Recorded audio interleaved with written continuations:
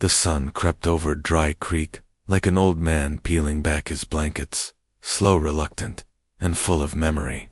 Dust curled in the windless dawn, clinging to the wooden storefronts and the boots of those already moving. The town was small, tight, and quick with its tongues, and in the middle of it walked Maybelle Hartley, broad-shouldered, soft-faced, dressed in a faded lilac gown that pulled just a little at her waist. She held her chin high, though her hands clenched the woven handles of her basket too tightly. The general store sat ahead, its windows still smudged from yesterday's storm. She could already hear them, those low murmurs that weren't meant for her ears, but were tossed loud enough for the street dogs to catch. There she goes again, big as a wagon but still thinking she's Cinderella. Don't she know better than to strut like that? She kept her pace, didn't flinch. Her mama used to say, "Keep your spine long, Maybelle. Shame's a poison you swallow when you start shrinking." And God knew she'd swallowed her fair share as she stepped up to the store. The door swung open and out walked Clayton Rusk, brown-eyed, sharp-jawed, the kind of man who filled a room with noise even in silence. He tipped his hat at her last Sunday, even offered her a jar of peach preserves off the top shelf. She'd spent nights twisting that kindness into hope, curling her hair longer than usual, even letting her thoughts linger where they shouldn't. But this morning, his eyes didn't meet hers. Instead, he turned to a group of men leaning against the water trough. "She's sweet," he said loud enough, "but come on now. A fella don't want to marry someone who weighs more than his horse." Laughter, harsh and mean, and full of young men who had never been taught how to hold a woman gently, not in word, not in deed. Maybelle stood there a second longer than she should have. That paused the way her breath hitched. The moment she realized her name was now the punchline was a cruelty worse than the words themselves. She turned, walked away. She wouldn't give them the show of tears. Her steps were steady, but her chest felt hollowed like a gourd left too long in the sun. By the time she reached the edge of town, the trees had begun to whisper with the wind, and her throat loosened. Past the last homestead, where the pines grew thick and the river split through stone, there was quiet enough to breathe again. She followed the deer path through brush and root until she found her saw a crescent bend in the creek with a birch tree that leaned just so, offering a shade that knew how to keep secrets. She sat, slipped off her boots, and let her feet touch the cold water. It bit at first, then numbed, the way pain often did. She didn't cry, but she did think of how often she'd been made into a joke, of how loneliness had learned her name early, of the lies the world told her, and how, some nights, she almost believed them. Across the creek, a thud echoed, then another. She lifted her eyes. A man stood among the trees, stacking logs in neat, purposeful piles. He moved like wind through tall grass, silent but steady. She recognized him, Elias Boone, the lumberjack. Folks didn't speak of him much, only that he lived in a cabin deep in the woods and didn't bother with town unless winter was on the edge. They said he'd come west after a fire took everything back in Missouri. They said he didn't talk unless he had to. They said he was kind, but not soft. Maybelle watched him work. His shirt stuck to his back in the heat, darkened with sweat. He paused, as if feeling her gaze, then turned. His eyes met hers, green, steady, unreadable. He didn't look away, didn't smirk, didn't squint, just nodded once and returned to his task. That was it. No words, no judgment, no turning his back. It unsettled her more than any insult. She left not long after, her basket still half full, her thoughts louder than the creek. The next morning she returned, same path, same birch, the same man across the river, chopping and hauling without need for show. She thought maybe it was foolish, that maybe she'd invented his kindness. But on the third day, when she slipped on the mossy stones, trying to cross for a better view, her ankle twisted sharp and fast. She cried out, crumpling to her knees. Pain burned white behind her eyes. Then hands strong, calloused, and around her arms. "You all right, miss?" came the voice, low and rough like gravel, dragged across oak. Elias Boone was beside her, crouched, his face unreadable. He smelled of pine and sweat and earth. There was a kind of gravity to him, like he belonged to the mountain itself. I think it's just my ankle," she murmured. "Don't move," he said, already lifting her with a gentleness she hadn't expected. Her feet dangled as he carried her back to the birch, set her down slow, like laying firewood into kindling. She looked away, embarrassed by the way her weight shifted in his arms, bracing for discomfort, maybe even disgust. But when her gaze returned to his, there was no sign of either, only concern, only steadiness. "You live in town?" he asked. She nodded. He hesitated, then said, "Rest a bit. I'll wrap your foot." Then he did, tearing a strip from his own undershirt, binding her ankle with hands practiced in mending things that broke. She watched him, quietly stunned. "I saw you here before," he said after a while. "Didn't think you'd keep coomin'. It's peaceful," she said. Then, braver. "They don't follow me out here." He nodded. "Townfolk got short eyes. See only what fits tidy." She studied his face, weather-worn, bearded, with lines around the eyes that came from loss, not laughter. There was a story in him, maybe more than one. "Why are you out here?" she asked. He didn't answer right away, just tightened the wrap, then sat back on his heels. "This land don't care who you are," he finally said. "Don't laugh at you, don't ask you to shrink. That's worth something." The wind moved through the leaves, brushing her cheek like a whisper. She wondered what it would be like to live like him and watched, unmeasured.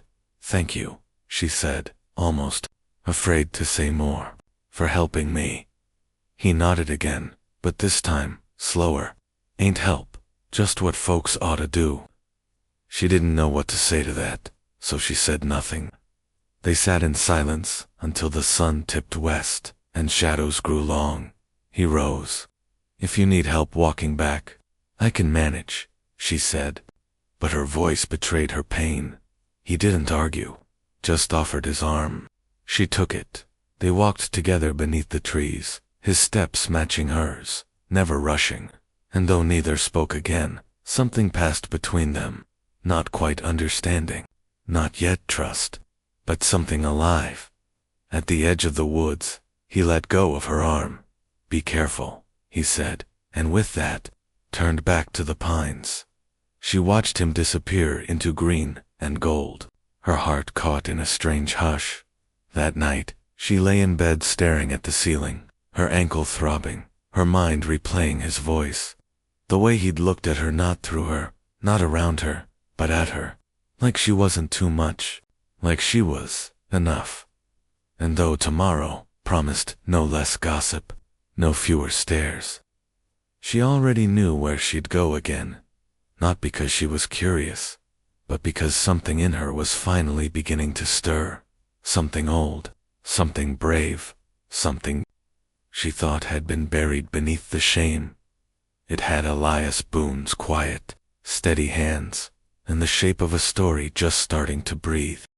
The days folded into one another, slow as honey poured from a cold spoon.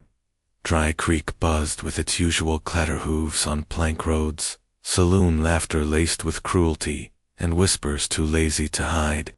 But Maybelle Hartley no longer listened, not because the world had softened, it hadn't, but because her ears were tuned now to a quieter rhythm, a rhythm found at the river's bend, in the hush of pine needles underfoot, in the way Elias Boone's silence held more meaning than most men's sermons. She returned daily, sometimes limping, sometimes steady. The birch tree welcomed her like an old friend, its bark smooth against her back. She'd bring small things, cornbread wrapped in cloth, sweet apples, a worn copy of Psalms from her father's satchel. But each day, she'd find something left on the stump across the creek. A carved wooden bird, a bundle of wildflowers tied in twine, A hand-sized stone with a sun etched into it. No note, just offerings, left with purpose. She didn't need to ask who they were from. One morning, there was a strip of leather shaped into a bookmark. Carefully burned into its edge were the words, "You ain't what they say." Her breath caught, not from surprise, but from recognition. He'd seen what others refused to. Not just her body, but her bruises. The ones no one else could see. That evening, just before the sun dipped behind the hills, Elias crossed the river. He stepped through the water as if it were nothing, boots soaked to the ankle, a burlap sack slung over his shoulder. He stood near her but not too close, letting the air speak first. "I hope I didn't overstep," he said. She looked down, at the bookmark resting on her lap. "You didn't."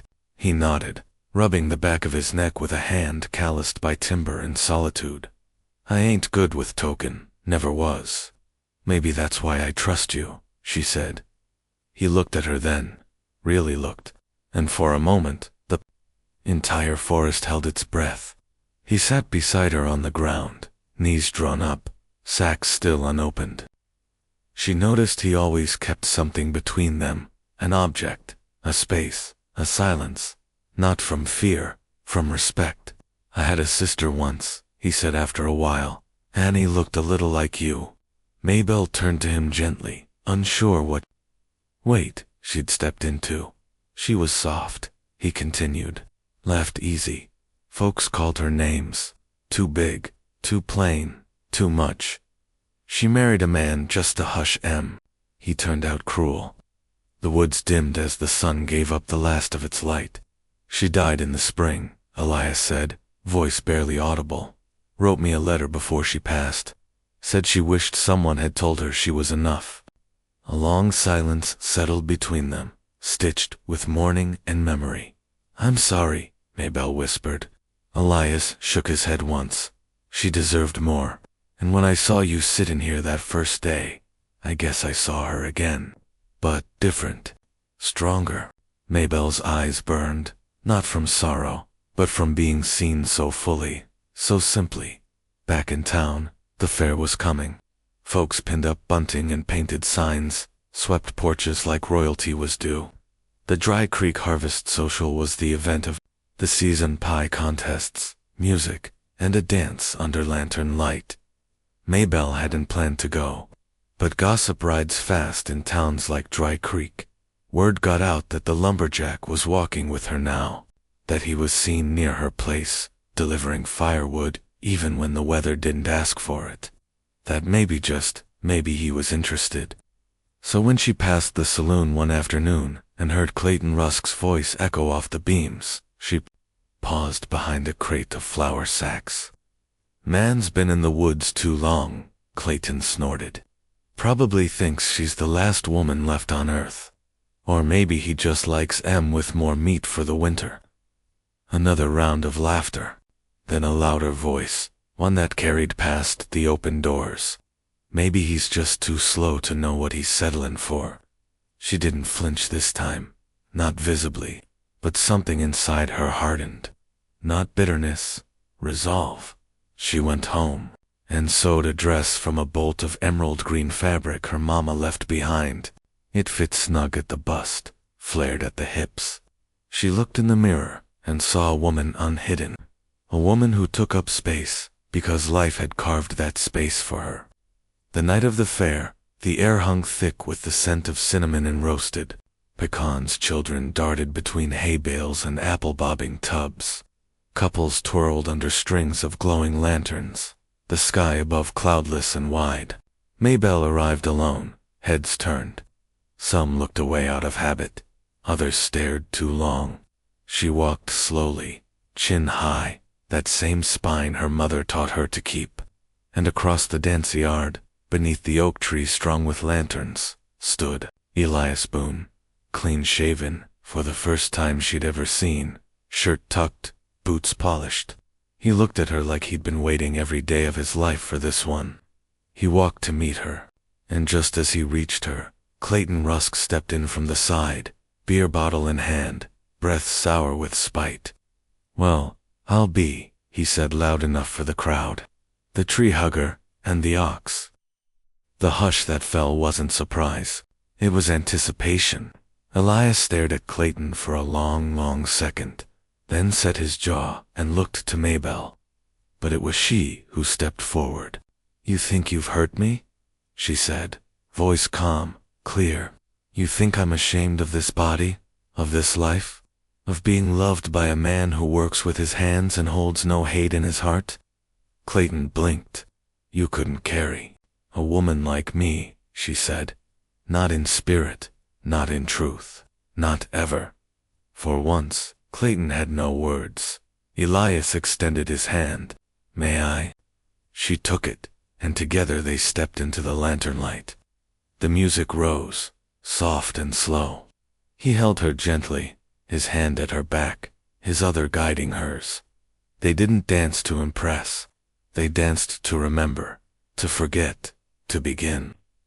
The crowd watched, but not with judgment. Not anymore. Later, when most of the town had wandered off, Elias led her back to the woods. They said little. They didn't need to. At the river's bend, the birch tree gleamed under moonlight. Elias knelt and opened the sack he'd brought the day before. Inside was a piece of wood, carved into a bench. The grain had been polished, the edges smoothed. Their initials etched at one corner, MH and EB. Beneath it, the words, "Seen, chosen, enough." He set it down beneath the tree.